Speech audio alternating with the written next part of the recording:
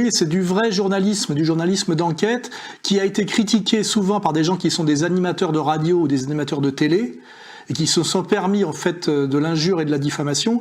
Que je rappelle que dans cette affaire, les seules personnes diffamées, c'est Xavier, son enquête, et moi-même à travers lui. Le premier article a été publié le 29 septembre dernier, donc ça date un peu, par la revue Faits et Documents, un organe de presse confidentiel créé par un journaliste d'extrême droite. Ce journal est même associé pour des émissions de radio à Alain Soral, idéologue antisémite et complotiste. Nous, on n'a produit collectivement aucune diffamation, hein, c'est des faits et des documents.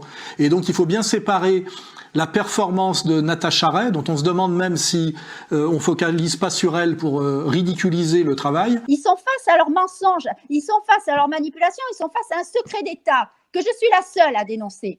Et la police m'a dit, mais bien sûr, vous avez toute votre raison, bien sûr qu'on ne va pas vous interner. Il faut bien séparer ça du travail de faits et documents. C'est quand même une lettre confidentielle qui existe depuis 25 ans, qui fait du journalisme sérieux depuis 25 ans, qui n'a jamais subi aucune attaque en 25 ans, aucun procès, et qui est lu en fait par toutes les élites politiques, institutionnelles, policières de France. Hein, voilà. Donc là, j'envoie un petit pic aux deux petits journalistes qui se croient journalistes de Sud Radio, je crois, qui se sont permis de cracher sur Faits et Documents. Donc c'est une publication qui porte bien mal son nom, chers auditeurs, puisqu'elle s'apparente à un concentré de complotisme souvent antisémite, obsédé par la franc-maçonnerie et notamment tenu par un certain Xavier Poussard, un proche d'Alain Soral.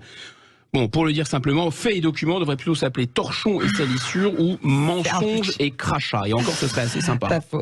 Qu'ils soient un peu modestes, car eux ne sont pas journalistes, hein, c'est des animateurs de radio.